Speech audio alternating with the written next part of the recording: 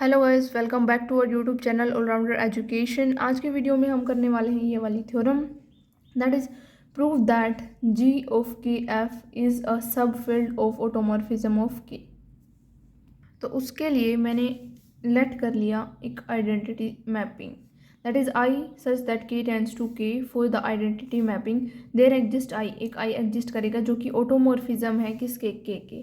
Identity of x is equal to x आ जाएगा for all x belongs to K, and identity of x is equal to x for all x belongs to F, क्योंकि जो F है वो सब field है के का। देयरफॉर जो आई है वो बिलोंग कर जाएगा group of K of F से। Therefore G of K F is not equal to five, मतलब इसके अंदर कोई तो एलिमेंट है फाइव के इक्वल तो नहीं है। लेट कर लिया मैंने सिग्मा वन सिग्मा टू, दो एलिमेंट कंसिडर कर लिए जो इससे बिलोंग करते हैं। तो sigma one and sigma two are automorphism, ये ऑटोमॉर्फिज्म्स है। And sigma one alpha is equal to sigma two alpha which is equal to alpha, दोनों की वैल्यू अल्फा के इक्वल है। जब हम सिग्मा अप्लाई करते हैं फॉर ऑल सिग्मा जो अल्फा जो है वो बिलोंग करता है एफ से। Since sigma one and sigma two are bijective, तो ये बाइजेक्टिव हो गए। This implies sigma one of sigma two is bijective.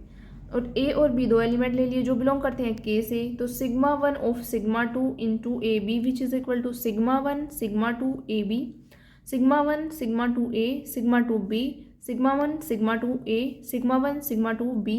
Sigma one of sigma two into A B की वैल्यू हमारे पास आ गई sigma one of sigma two A sigma one of sigma two B.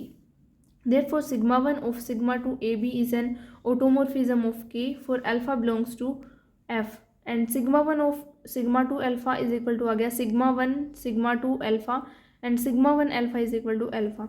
Therefore, sigma 1 of sigma 2 belong कर जाएगा G of KF से। Let sigma belongs to G KF. Sigma जो है वो हमारे पास बाइजेक्टिव है, होमोमॉर्फिज्म है, and sigma alpha is equal to alpha है for all alpha belongs to F. Therefore जो सिग्मा इनवर्स है such that K tends to K, ये एग्जिस्ट करेगा। Also sigma inverse is bijective for a b belongs to K. A b दो element जो belong करते हैं K से, तो sigma into sigma inverse a sigma inverse b किसके equal आ जाएगा sigma sigma inverse a sigma sigma inverse b which is equal to a. इसकी वैल्यू ए के इक्वल है, इसकी वैल्यू बी के इक्वल है। This implies sigma inverse a into sigma inverse b is equal to sigma inverse a b. This implies sigma inverse a b is equal to sigma inverse a into sigma inverse b. Therefore, sigma inverse is homomorphism. Therefore, sigma inverse is automorphism. Sigma alpha is equal to alpha for all alpha belongs to F. And this implies sigma inverse alpha is equal to alpha for all alpha belongs to F. Therefore, sigma inverse belong कर जाएगा G of KF से। यही हमें prove करना था। अब हम करते हैं next theorem. If P is a prime सब फील्ड ऑफ K, अगर P जो है वो कोई भी एक प्राइम सब फील्ड है K का, then prove that automorphism of K is equal to G of KP। That is every automorphism on K fix P, हर एक ऑटोमॉर्फिज्म जो है वो के पे अप्लाई करता है वो फिक्स करता है पी को। तो प्रूफ स्टार्ट करते हैं। Let sigma belongs to automorphism of K, then sigma zero is equal to zero and sigma one is equal to one. तो केस फर्स्ट कंसिडर करके चलते हैं। जो कैरेक्टरिस्टिक है के वो is equal to p, p जो है हमारे पास वो कोई भी प्राइम है। देन पी जो है वो आइसोमॉर्फिक है जेड पी के, जेड पी मतलब which is equal to group of integers up to 0 1 2 3 up to so on p minus one तक। If alpha belongs to Z p, alpha कोई भी एक एलिमेंट है जो जेड पी से बिलोंग कर लिया मैंने मान लिया, देन हमारे पास alpha is equal to 1 + 1 1 up to so on alpha times आ जाएगा। सिग्मा अल्फा की वैल्यू किसके इक्वल आ जाएगी सिग्मा 1 + 1 अप टू सोन। इसको अलग अलग ओपन कर देती हूँ। Sigma 1 + sigma 1 + sigma 1 up to so on, इसकी वैल्यू क्या है 1, इसकी भी 1 1 1, और ये चीज़ किसके इक्वल हमारे पास अल्फा के equal. This implies sigma alpha is equal to alpha for all alpha belongs to Z p. This implies sigma जो है वो फिक्स करता है पी को and sigma belongs to G of K p. This implies automorphism of K जो है वो completely contain करता है जी ऑफ के पी के अंदर।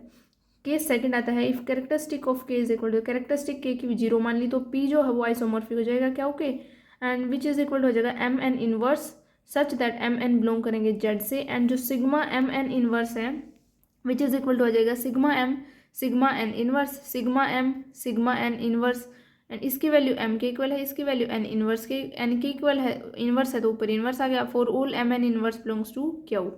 इसका मतलब ये क्या इंप्लाई करता है जो सिग्मा है वो फिक्स करता है पी को, and this implies sigma belongs to G K p, and this implies automorphism of K is completely contained in G of KP. So in both the cases, case number first और second दोनों में, जब case number first जब prime था, case number second जब zero था, we get automorphism of k is completely contained in g of kp, but g of kp completely contained in automorphism of k always, जैसे कि हमें पता है। therefore इससे और इससे ये दोनों इक्वल हो जाएंगे और यही हमें प्रूव करना था। करते हैं next theorem. Let E and K be any two fields, E और के कोई भी दो फील्ड्स हैं। If sigma one sigma two up to sigma n are any n distinct monomorphism of E into K, then they are linearly independent over K. देन हमारे पास जो ये क्या होंगे, लीनियरली इंडिपेंडेंट होंगे ओवर के। तो प्रूफ को स्टार्ट करते हैं। E and K be any two fields, E और के कोई भी दो फील्ड्स हैं।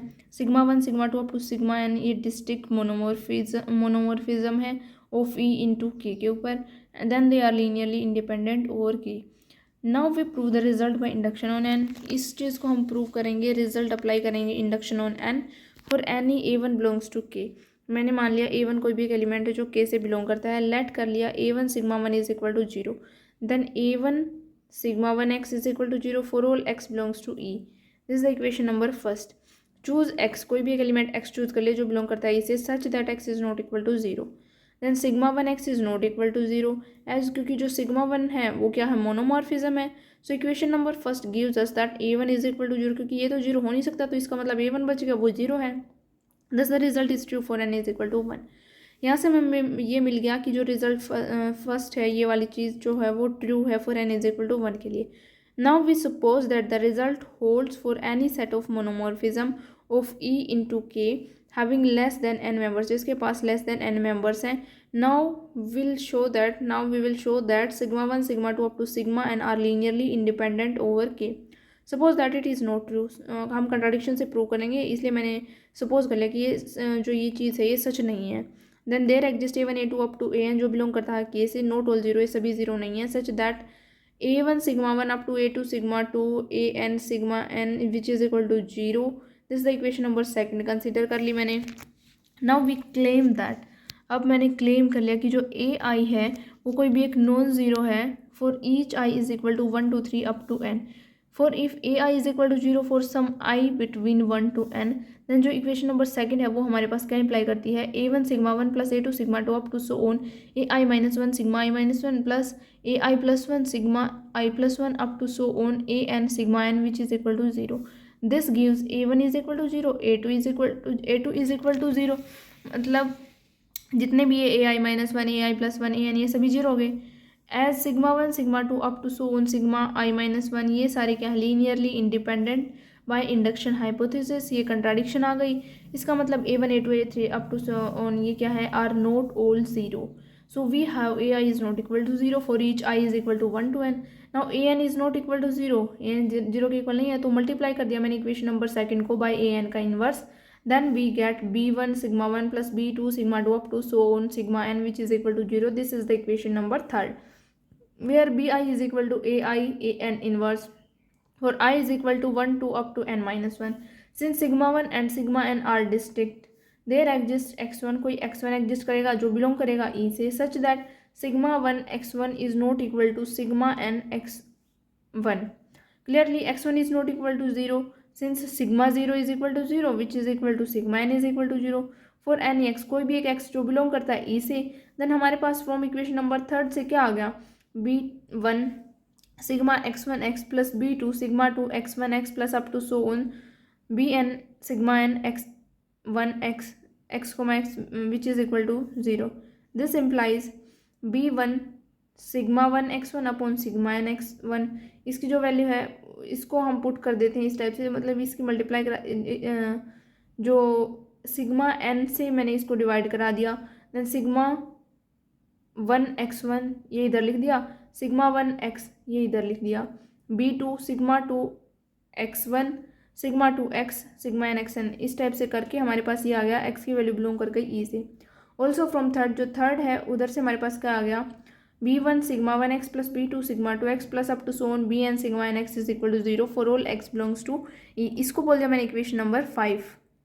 सब्ट्रैक्टिंग 5 फ्रॉम 4, इक्वेशन नंबर 5 को मैंने सब्ट्रैक्ट कर दिया 4 से। We get b1 sigma 1 x1 upon sigma x1 minus 1 sigma 1 x जो कॉमन निकाल दिया, इधर से b2 और फिर ये चीज़ आ गई हमारे पास up to so on which is equal to 0, इधर से आ गया sigma n minus 1 into x, यहाँ पे आएगा गाइस, ये मैं लिखना भूल गई, which is equal to sigma 2x, ठीक है, इसकी वैल्यू 0 के इक्वल है। तो यहाँ से आ गया B1 sigma 1x1 sigma n(x1) -1 which is not equal to 0. This implies that sigma 1 sigma 2 up to sigma n -1 are linearly dependent over k. This contradicts the induction hypothesis, and sigma 1 sigma 2 sigma 3 up to sigma n are linearly independent over k. ये हमारी theorem prove हो गई। Next video में मिलते हैं, तब तक के लिए आप चैनल को लाइक शेयर कमेंट सब्सक्राइब कर दो गाइज।